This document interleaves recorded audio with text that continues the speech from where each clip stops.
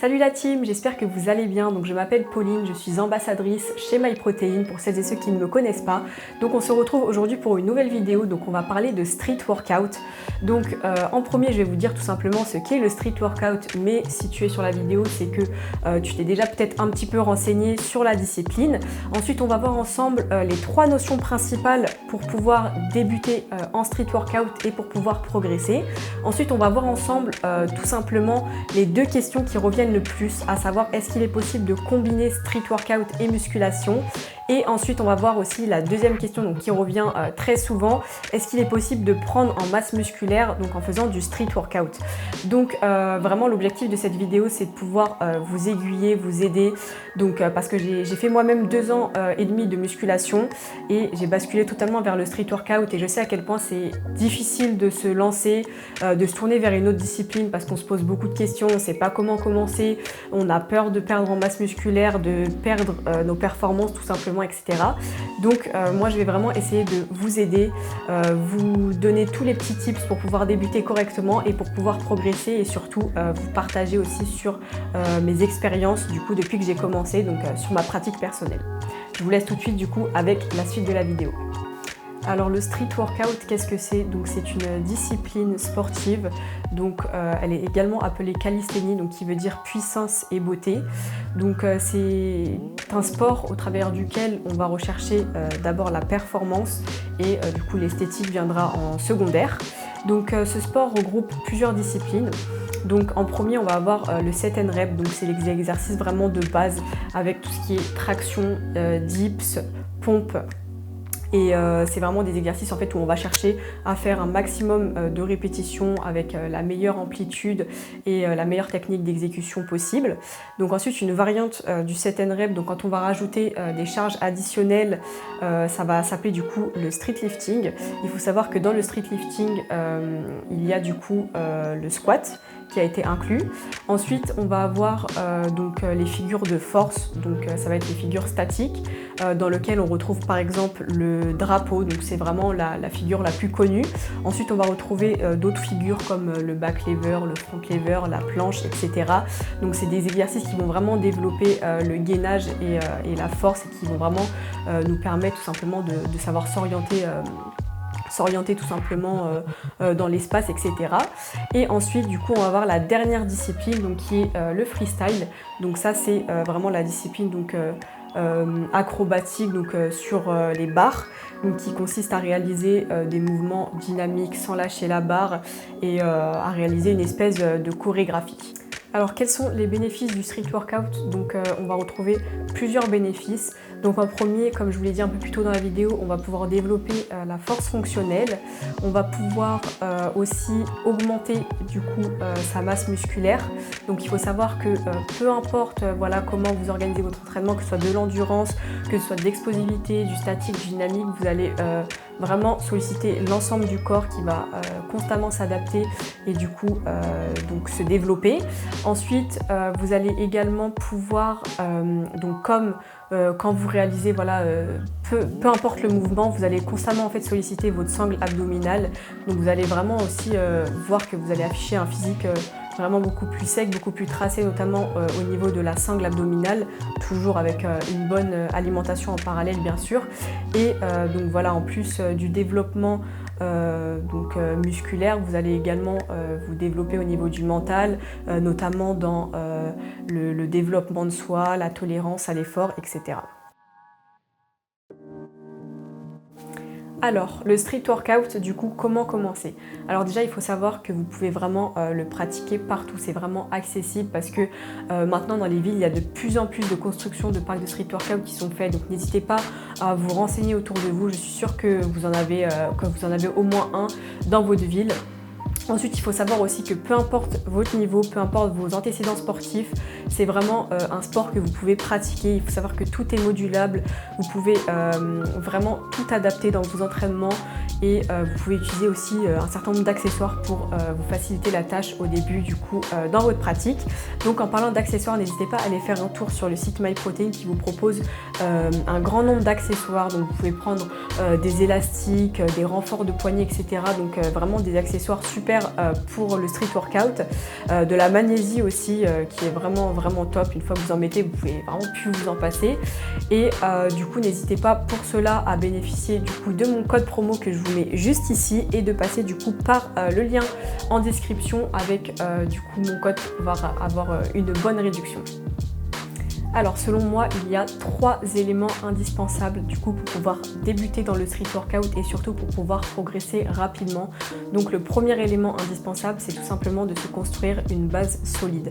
Donc pour ça, vous allez devoir passer par des exercices tout simplement de renforcement, donc avec du coup l'exercice de base donc issu du set and rep dont je vous ai parlé un peu plus tôt dans la vidéo. Donc vous allez pouvoir faire des tractions, des dips ou encore des pompes.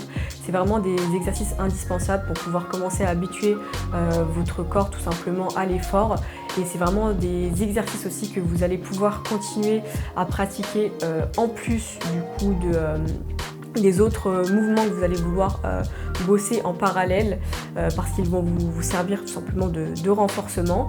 Donc, et puis il faut savoir que sur ces mouvements il y a toujours une marge de progression, donc que ce soit sur la technique, sur l'amplitude, sur le nombre de répétitions, etc. Donc ça c'est vraiment top.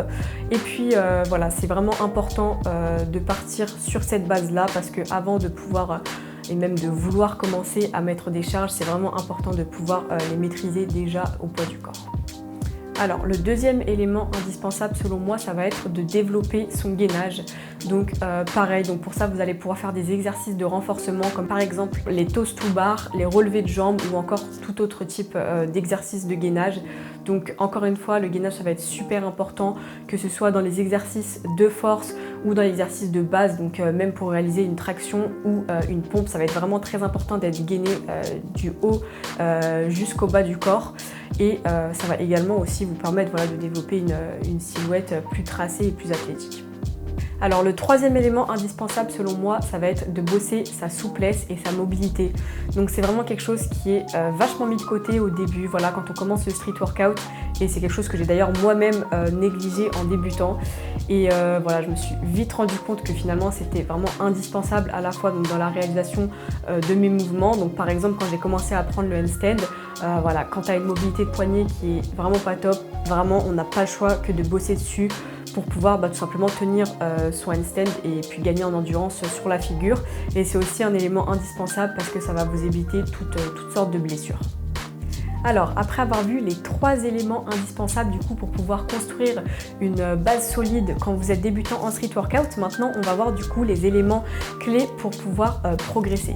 Donc le premier élément indispensable, ça va être la régularité, donc la fréquence d'entraînement. Donc ça c'est comme tout, voilà, c'est super important. Donc voilà, quand vous êtes débutant, inutile de prévoir les 7 séances par semaine, ça sert à rien.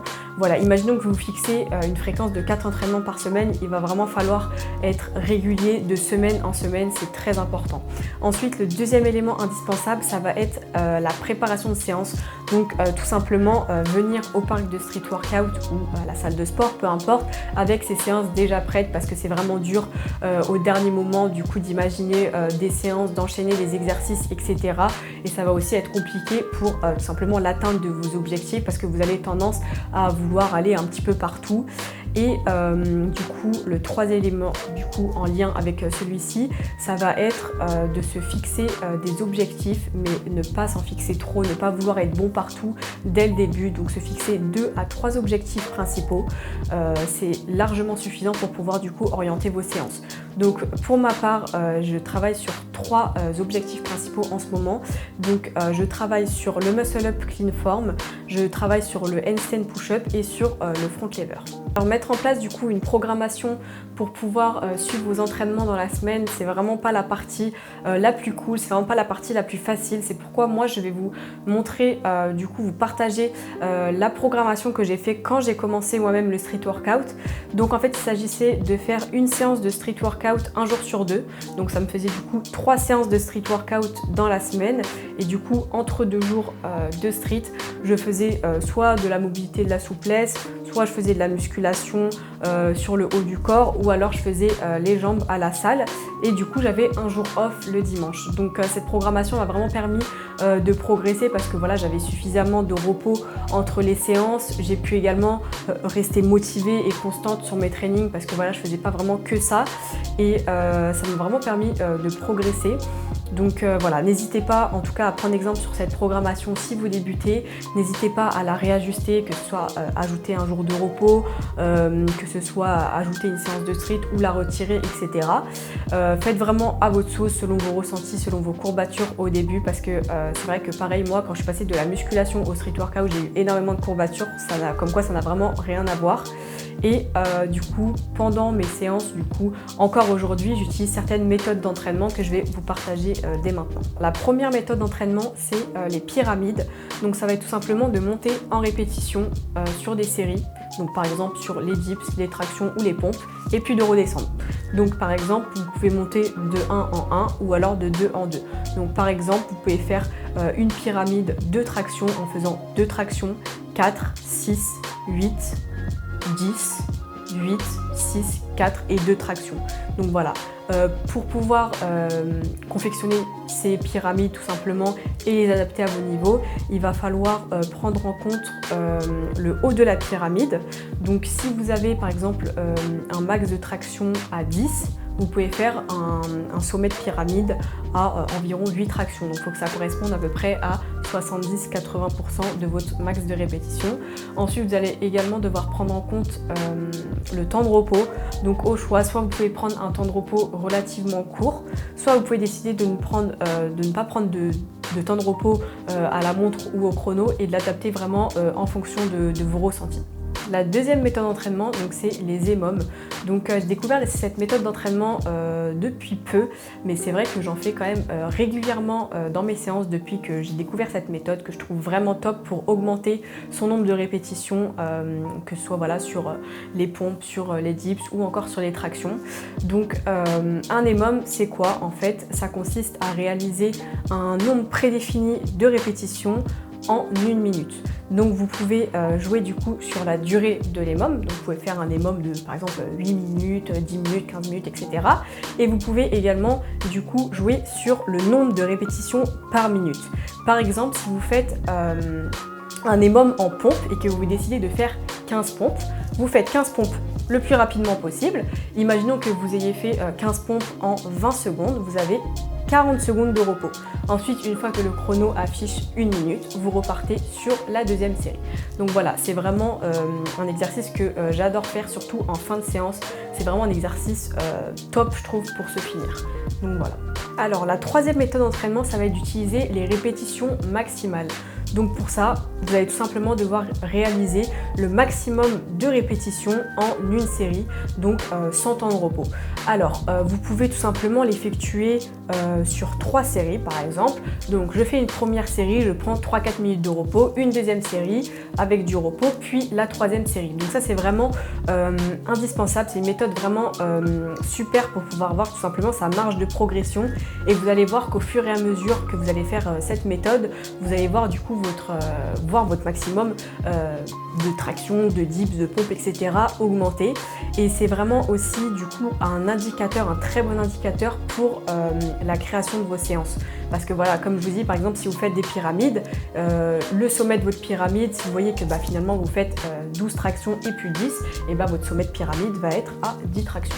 Nous allons voir ensemble maintenant les 2 principales questions que les débutants de street workout se posent.